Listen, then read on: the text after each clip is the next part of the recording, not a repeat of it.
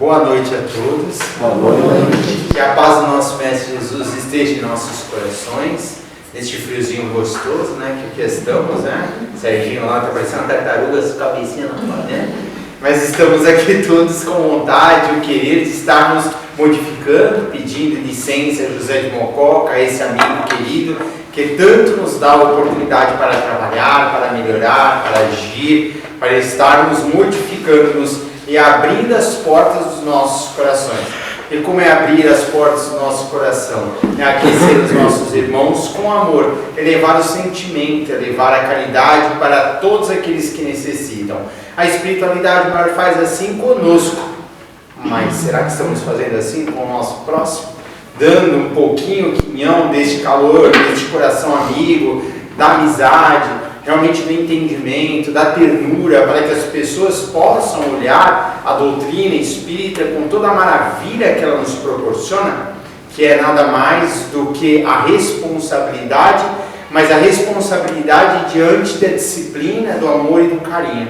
A doutrina é filosofia, ciência e moral, mas ela nos traz realmente um entendimento, principalmente, como diz Paulo, da caridade. Pois a caridade realmente é o sentimento, é o amor presente em nós. E a doutrina espírita vem nos mostrar isso, a verdadeira caridade. A caridade que devemos fazer ao próximo, mas fazermos a nós mesmos. Deixarmos entender de que o próximo precisa, mas também nós precisamos.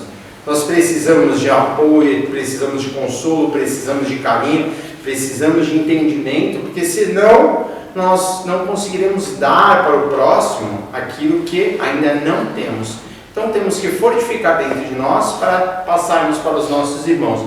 Ninguém dá por palavras, não é? A gente dá por exemplo. E quem ensinou isso foi Jesus. Jesus nos ensinou a boa nova através dos seus exemplos, através do seu amor e seu carinho, deixando ali humildemente lavar os pés dos seus discípulos. Ou seja, se nós aqui ainda estamos nessa arrogância, querendo ser mais ainda, estamos realmente errados. Temos que estar realmente sendo menos para sermos mais, sermos humildes para sermos exaltados, não ao contrário, né? Se nós estamos exaltados, seremos humilhados, como diz Jesus.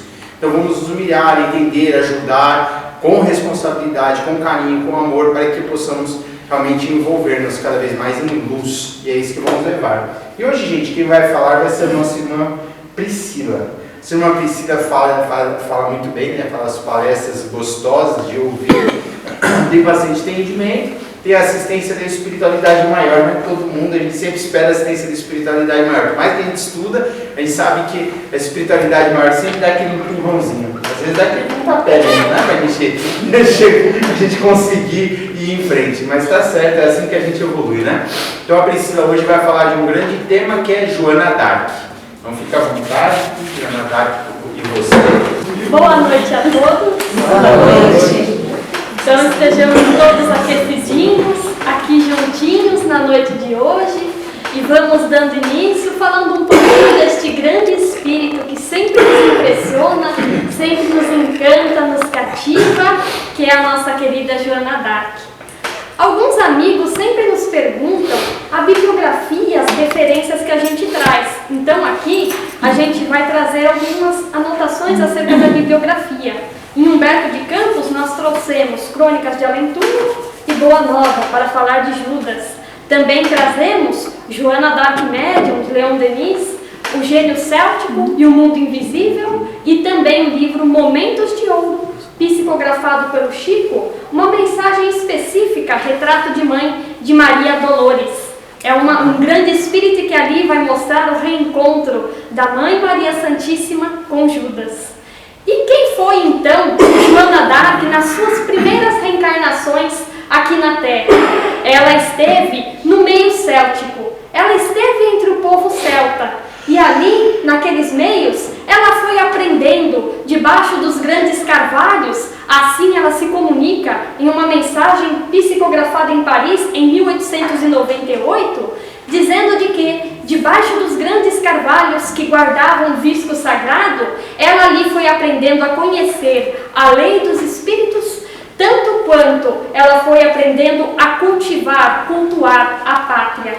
Ela dizia que havia momentos benditos em que, quando os bardos cantavam, eles ensinavam a Joana, tanto quanto aos outros espíritos célticos que lá estavam, que orar era triunfar, que orar era, na verdade, movimentar as faculdades do espírito, que é a sua ferramenta, a ferramenta principal que se dá por meio do pensamento.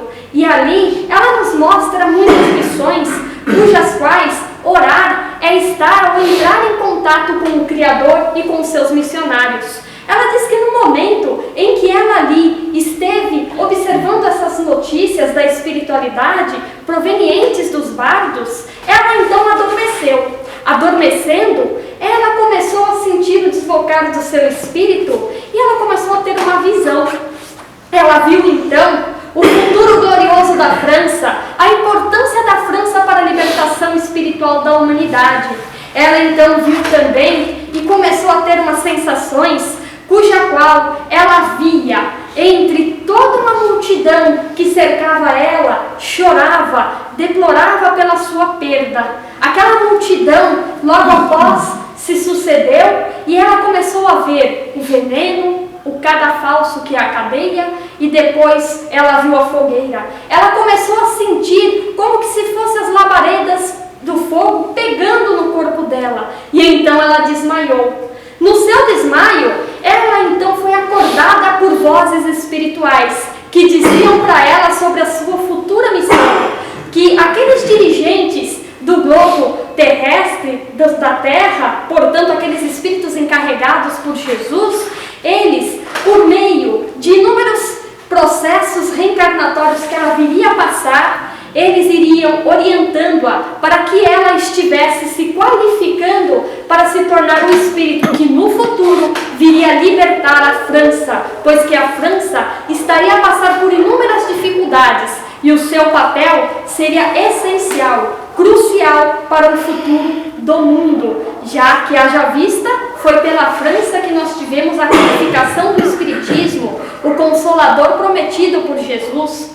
E então, Joana começa a sentir um amor muito grande no seu coração, ela começa a anelar, ela começa mesmo a ver que ali ela tinha toda a sua diretriz e seus planos futuros, tudo o que era necessário. E então, nós vamos ver Joana justificando-se no veneno, no cadafalso, na fogueira que ela passaria, quando ela veio a ter logo após a reencarnação como Judas, o Iscariotes.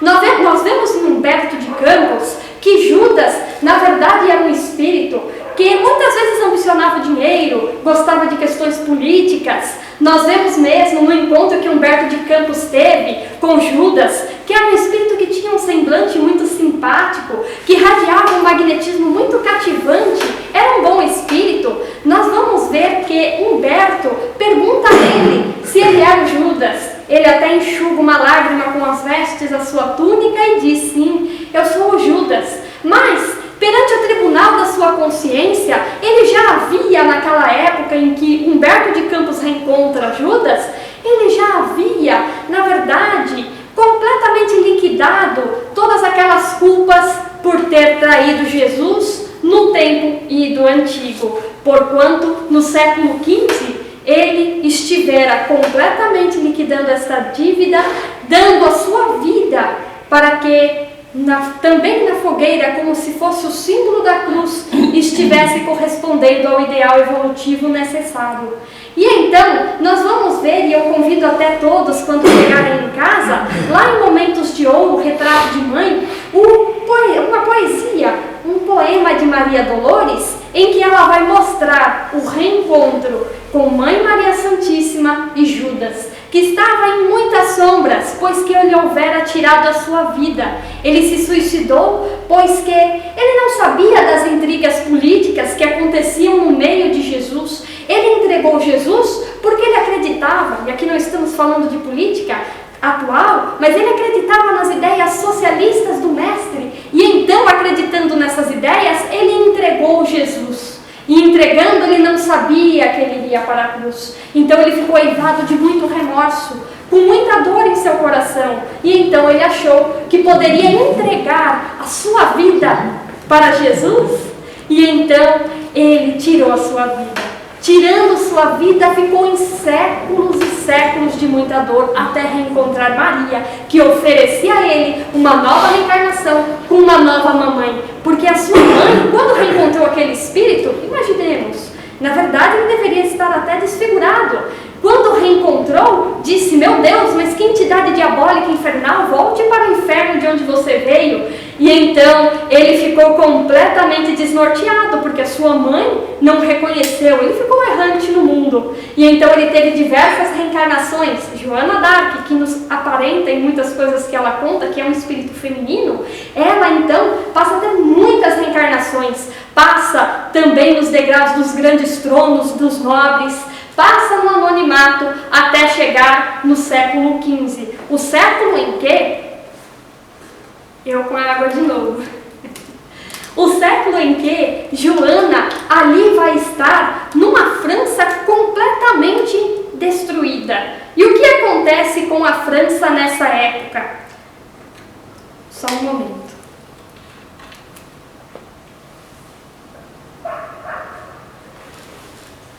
Nessa época, a França vivia a Guerra dos 100 Anos. Os ingleses estavam, na verdade, querendo tomar completamente a França. E a França, por origem céltica, gaélica, ela, na verdade, pertencia a estes espíritos, cujo qual o livre gênio, a liberdade, a fraternidade, a igualdade era tão bem, na verdade, veiculada, saboreada pelos espíritos. E então, o que acontece? Ali naquela França, um materialismo tão grande, um sensualismo tão grande, vivendo um desânimo completo. Parece muito, se assemelha muito aos momentos em que vivemos, muitas vezes. E ali, quando eu estava mesmo a ler, eu vi a nacionalidade em que ela vivia triste, mas passando por coisas muito piores, passando pela guerra, a fome, a peste, que é a doença, a miséria de todas as sortes. E então, ali vai nascer em Domremy, em meados de 1412, a nossa querida Joana d'Arc, aquela que viria a ser conhecida como Jeanne de Domremy, a donzela de Orleans, a Virgem de Lorena, porque Domremy ficava na região de Lorena. Ali estava também o bosque de Chenou, cujo qual apresentava, na verdade, as grandes lendas do mago Merlin, e que guarda grandes heranças do povo celta. Ela via inúmeros espíritos, ela via grandes coisas, ela sempre contemplava a natureza com meiguice, com doçura, com bondade, porque a gente já viu muitos filmes mesmo da Joana d'Arc, e muitas vezes eles não refletem uma personalidade que ela tinha. Ela era meiga, doce, posturada, o seu magnetismo era calmo, era tranquilo. E que magnetismo que ela tinha, pois que era um espírito que ela conseguia reunir, e assim Leon Denis nos diz, inúmeras faculdades mediúnicas que em todos nós se encontram aos pingados, vamos assim dizer. Nós desenvolvemos uma, nós desenvolvemos outra, nela se reunia em unidade, porquanto ela já era um espírito muito mais evoluído naquela época do que muitos de nós da atualidade. E então, Joana d'Arc, quando criança, era extremamente obediente a seus pais, extremamente. Em tudo ela os respeitava. E ali no campo, uma camponesa analfabeta, aos 13 anos, atendendo enfermos, curando feridas, velando pelos doentes no leito, ela vai com uns 13 anos de idade ter a primeira visão daquele que seria o seu guia, mais as suas duas outras guias, mentoras. Ela vê então o arcanjo São Miguel, Santa Margarida e Santa Catarina. O anjo São Miguel diz a ela: Joana, filha de Deus, sê boa e cordata, confia no Senhor, frequenta a igreja. E então ela começa a ter inúmeras relações com seus mentores, ao ponto até de muitas vezes a gente não dizer, mas ver isso nos relatos dela, lá no tribunal do julgamento, processo de Juan.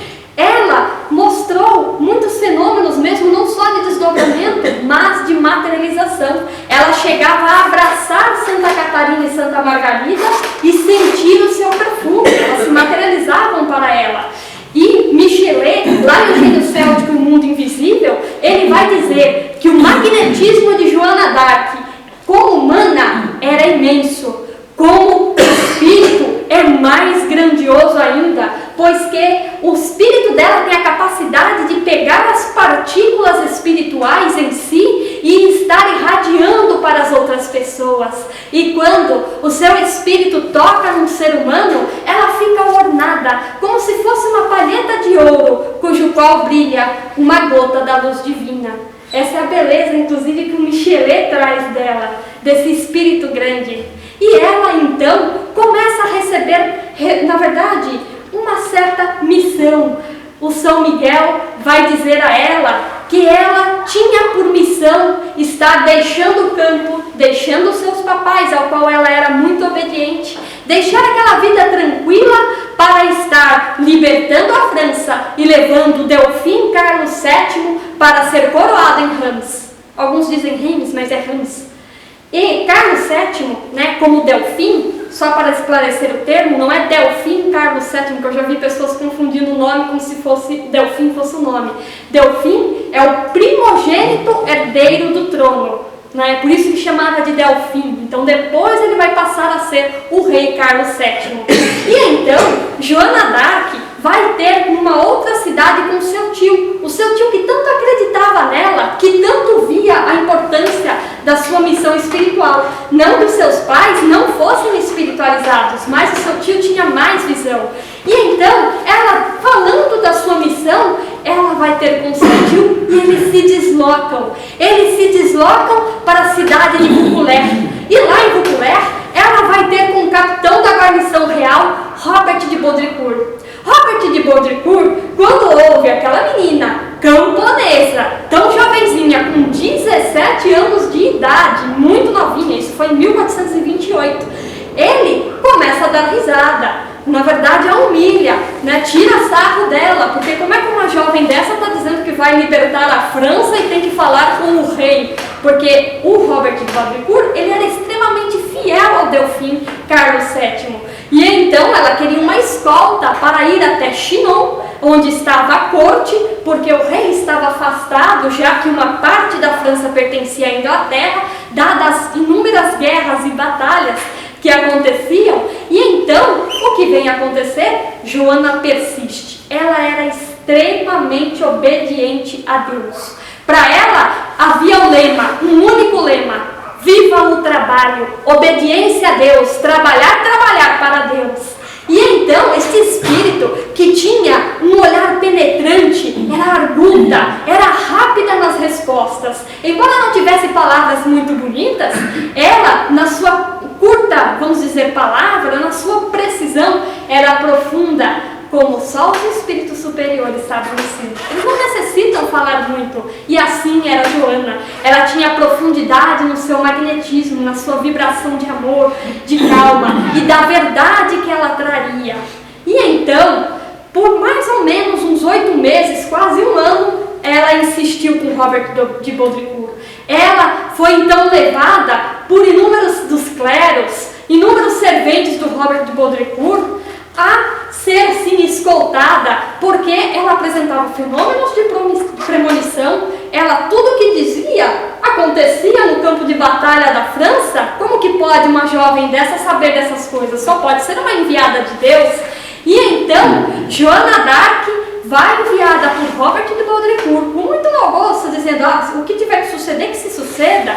Ela vai escoltada num cavalo, já se vestindo e trajando como um homem. Porque na França da época, apesar dela ter sido acusada depois de ter utilizado roupas masculinas, uma mulher não podia utilizar roupas masculinas, mas apenas se houvesse perigo de ser abusada. Então poderia. E assim ela foi. Cortou o cabelo preto curtinho, bem curtinho, e lá ela foi nas roupas masculinas.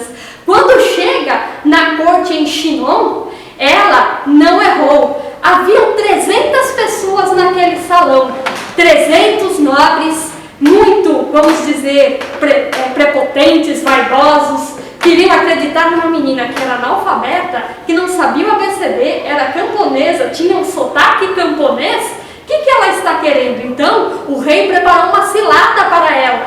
Nessa cilada, o que iria acontecer? alguém estaria ocupando o trono que não era o rei, mas ela não se enganou. As vozes foram orientando-a, então ela se agacha, ajoelha na frente do rei e diz: meu Delfim, meu rei Carlos VII. E então ela tem um diálogo secreto com Carlos VII. Nós não sabemos de tudo, mesmo nas psicografias dela, porque na época, ela, mesmo nos julgamentos que ela passou depois, ela dizia: eu sou fiel ao rei porque isto é ordem de Deus. Não me submeto a nenhuma vontade humana, somente a Deus.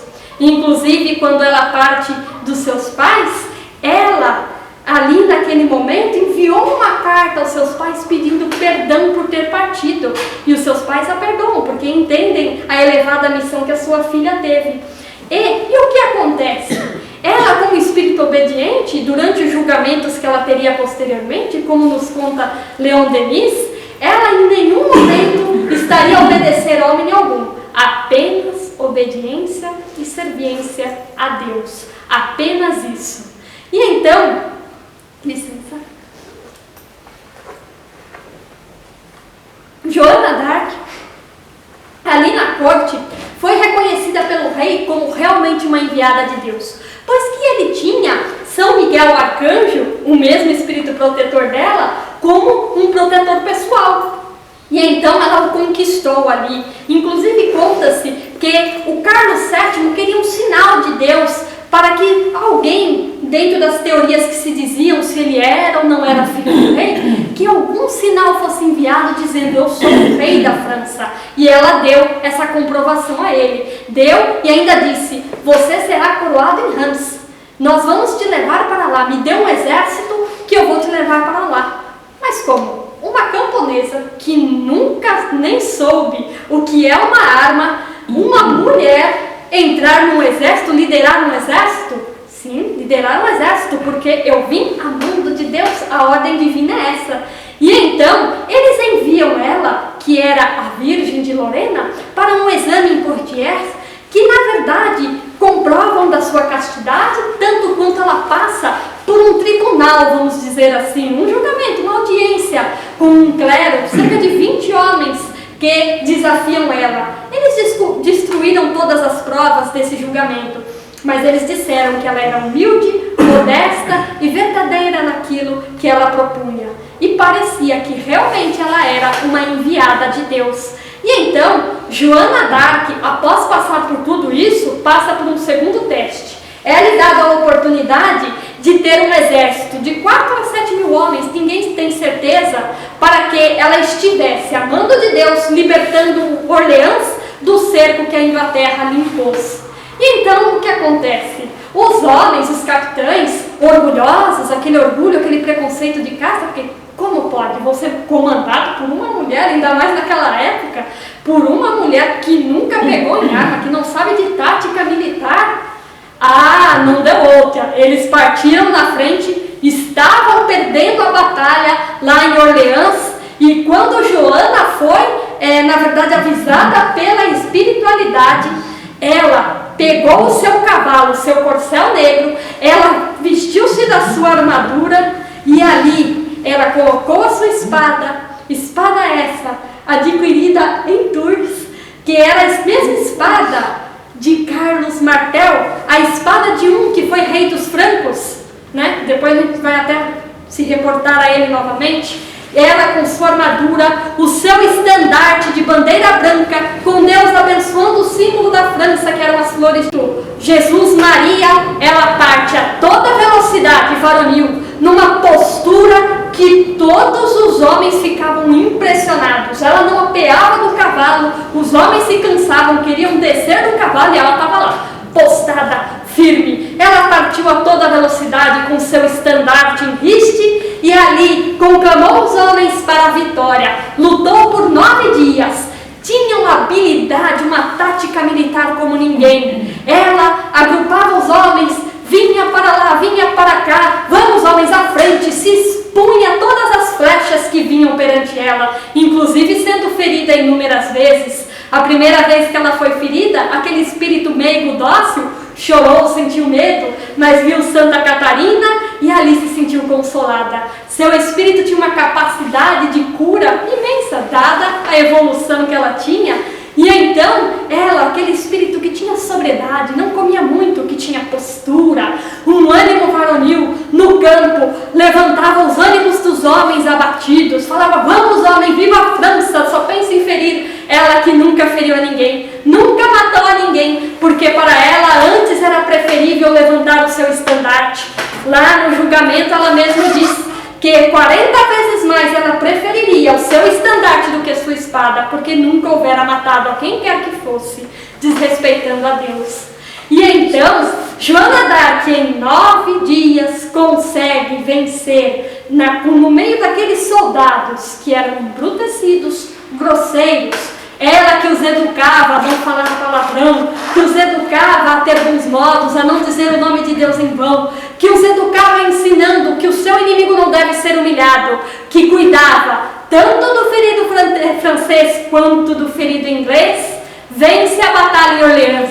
E aqueles que eram os chefes, eles ficaram impressionados, pois que muitos dos soldados eram fiéis a senhores feudais, não eram nem fiéis aos capitães. E ela conseguiu reunir todos em uma única bandeira. Passou então a ser símbolo de vitória. Todos por ela lutavam, todos por aquele espírito estariam sim a vencer, porque era a enviada de Deus. Quando ela adentra a cidade de Orleans, que exemplo, o povo a aclama. O povo achava realmente, dada uma lenda de Merlin, que viria uma Virgem Lorena vir a libertar ali a França. Eles até levantavam as crianças para que a Virgem Lorena as abençoasse. Mas Joana d'Arc, espírito humilde, simples, modesto, nunca se envaideceu. Quando foi perguntada se o seu estandarte ou se Joana houvera ganhado a vitória para toda a França, ela disse: não sei se meu estandarte, não sei se Joana, mas toda a vitória pertence a Deus. Ela, então, vitoriosa, nunca se envaideceu. E depois da vitória de Orleans, ela fala para o rei: vamos fazer uma campanha de batalha por toda Loire. Loire é o rio, Loire da região. E ela começa então com o exército vencer uma batalha atrás da outra, abrindo o caminho para que o rei fosse coroado em Reims. E então ela vence todas as batalhas, e lá se encontra Carlos VII sendo coroado na Catedral de Reims, como era de feitio. Ele coloca um manto azul, um azul mais escurinho, e ali ele, daqueles bordadinhos das flores de lis, é coroado pelo bispo Cuchon.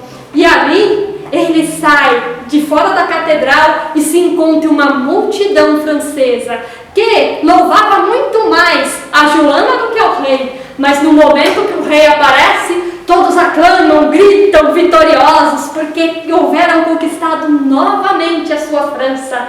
E não basta aí. Do espaço, a espiritualidade maior correspondia em cânticos, em divinos louvores. Os grandes espíritos célticos do passado, Carlos Martel, Carlos Magno, Vercingetorix, aquele espírito que tem muita semelhança com Joana d'Arc, que nós fazemos uma aspa. Vercingetorix, ele, quando na sua última batalha, este espírito esteve, na verdade, a se encontrar na ilha de Sen, que é a ilha das druidisas.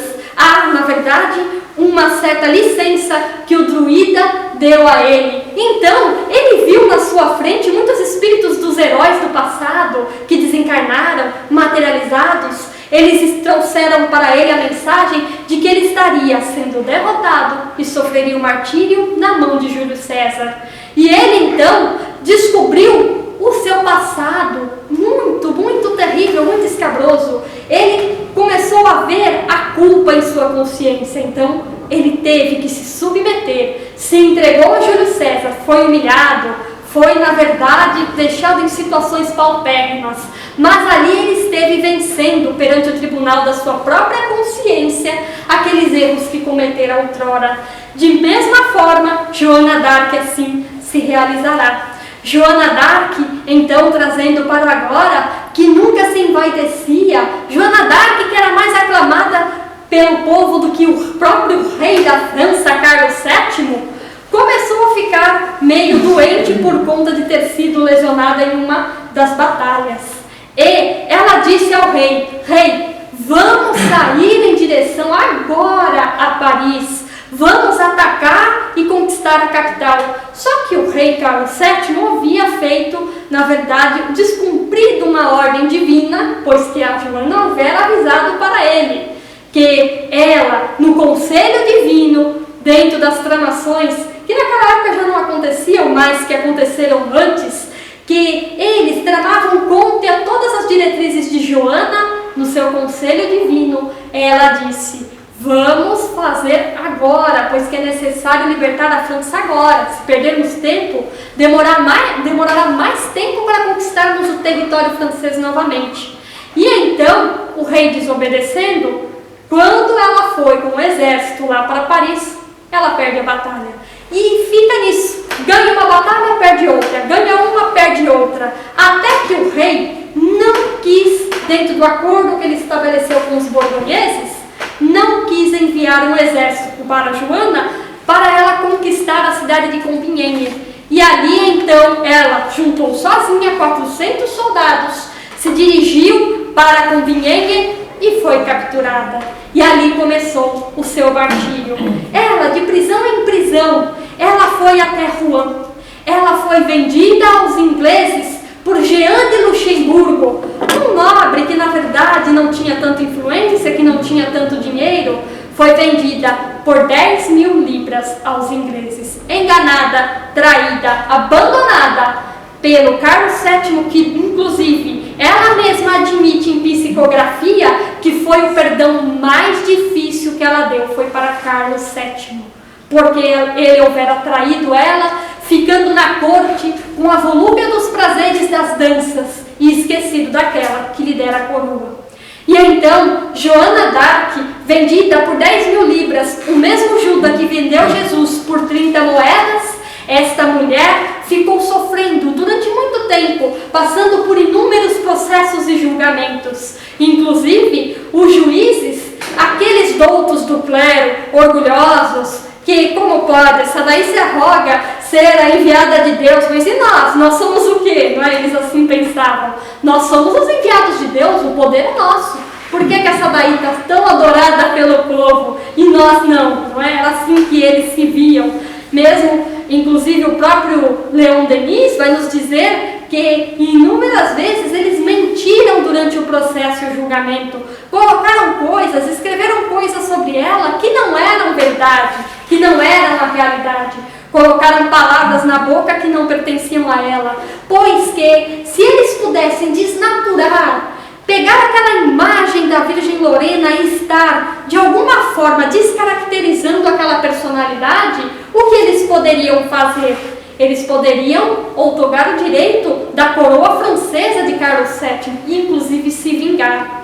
Interessante notar que uma das pessoas que mais se vingou dela, que mais colocou dinheiro, que mais estabeleceu contatos entre o clero que a julgou, foi a Dona Isabel. Dona Isabel, que era duquesa de Borgonha, esposa do duque de Borgonha, e ela era, na verdade, filha de Dom João I. Dom João I, o rei de Portugal. E, portanto, este espírito que tanto se vingou de Joana d'Arc era irmã de um grande espírito importante para o Brasil, o infante Dom Henrique de Sagres. Este espírito que trai, então, Joana d'Arc, que se vinga de Joana d'Arc, ela ali, então, passa a contrair uma dívida muito grande. E Joana d'Arc, na verdade, houvera em um certo momento, vamos dizer assim, feito um cerco com o seu exército, no momento em que a Dona Isabel estava indo ter com seu esposo. Por isso ela ficou ressentida, passou por muito medo, porque o exército de Joana esteve fazendo um cerco. Ela, não sabendo perdoar, ela então quis se vingar. Só que Joana d'Arc na cadeia, chorando, aquele espírito feminino na verdade, que teve algumas pancadas no rosto, um espírito que não foi abusada pelos homens, como contam-se em alguns filmes, isso não aconteceu.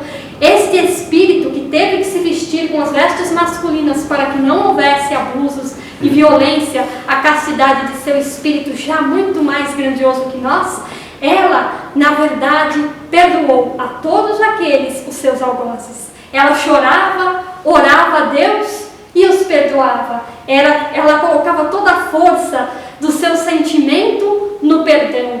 E então, nos julgamentos que houveram feito para ela, inúmeras ciladas, ela sabia como ninguém, aquele espírito penetrante, arguto, astucioso, responder as respostas que eram ambíguas.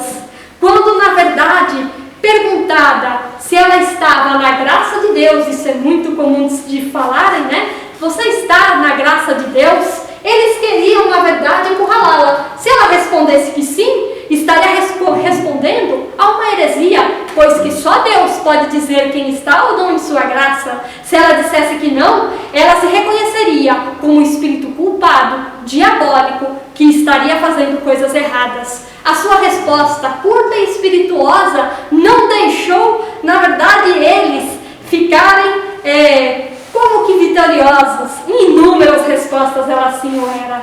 Na graça de Deus, que Deus me coloque. Se estou em sua graça, que Deus me conserve nela. Eu seria a criatura mais aflita do mundo se soubesse que não estou na graça de Deus. Então era uma resposta esperta e era rápida, era profunda. No seu olhar, o Leon Denis nos conta que irradiava uma pureza, uma cativez, vamos dizer assim, uma simpatia muito grande. E este espírito conseguia até conquistar e fazer os seus ferinos julgadores, vamos dizer, quase chorar. Por quê? Eles choraram porque já estavam começando a sentir dor na consciência, porque eles queriam e deveriam condenar a mando da Inglaterra aquela que era a Virgem de Lorena. Então, Joana d'Arc é condenada. Ela foi condenada à fogueira. Inclusive, os ferinos leões que a condenaram, eles viviam contando para ela como que era o martírio na fogueira. Ela mesma dizia: eu preferiria morrer decapitada do que morrer na fogueira. Tenho horror ao fogo. E eles mais ainda provocavam quando sabiam disso, mais ainda torturavam a sua consciência. E então, ela, chegado o dia, após uma abjuração, entre aspas, pois que eles trocaram o papel que ela assinou da tal da abjuração, ela disse que as vozes dela haviam dito para ela que abjurar seria traição. Quem houvera, na verdade, enviado fora Deus. Tudo o que ela havia feito estava bem feito. E ela diz ao bispo que não iria abjurar, não iria aceitar a igreja da terra, pois que aceitava somente a igreja do céu. E então ela é condenada à fogueira. No dia, ela segue a carreata das pessoas que lá estariam assistir, uma multidão com os seus algozes, os seus julgadores, e uma multidão de 10.000 pessoas. Ela então é levada para lá, na frente do poste em que ela seria queimada. O bispo lhe diz: abjura, bispo, morro por vossa causa, apelo do vosso julgamento para Deus. Ela então é amarrada ao poste. Ela começa a fazer uma prece fervorosa, extensa, perdoando todos os seus algozes, assim como Cristo fizera. Ela também perdoa aos seus algozes, aos seus inimigos. Ela, perdoando naquele momento, faz todos chorarem. A multidão inteira estava a chorar. A multidão inteira estava a se prostrar diante de seus pés. E então, os seus juízes, aqueles ferinos, como o próprio Leon Denis nos coloca, eles, mandando amarrá-la, mandam atear fogo. E ela, na verdade, recebia fluidos poderosos da espiritualidade maior. São Miguel, Santa Catarina, Santa Margarida, os outros grandes gênios que ali estiveram, que eram os grandes heróis da França, que é a antiga Gália, Ali, esses fluidos poderosos dominavam, controlavam a dor que ela sentia, assim como a vontade forte, firme dela também controlava a dor. E então ela começou a dizer: sim, minhas vozes vieram do alto, minhas vozes não me enganaram, minhas revelações vieram de Deus, tudo o que fiz por ordem de Deus. Nos últimos momentos, nos últimos gritos seus, controlando toda a dor, ela grita a Jesus. Perante o tribunal de sua própria consciência, grita a Jesus, aquele que ela houvera traído e que agora estava a se redimir perante toda a humanidade, alevantando a França. Ela é recebida do outro lado da espiritualidade por um coro de inúmeros espíritos grandiosos que diziam a ela: salve, salve, tu que o martírio coroou, salve tu que pelo sacrifício conquistaste eterna glória. E ela então se passa ou se torna a ser o espírito protetor da França. Este espírito que ao mesmo tempo no campo de batalha tinha energia, mas tinha meiguice. Tinha, na verdade, toda a força, mas toda a bondade.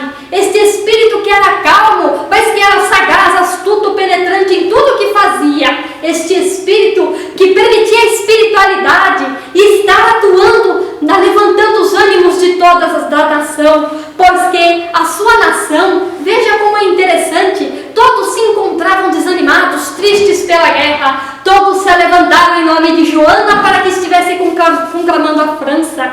Naquela época, as cidades viviam em brigas, não se tinha uma noção maior do que se era pátria, e ela trouxe essa noção a todos. Todos se levantaram pela França.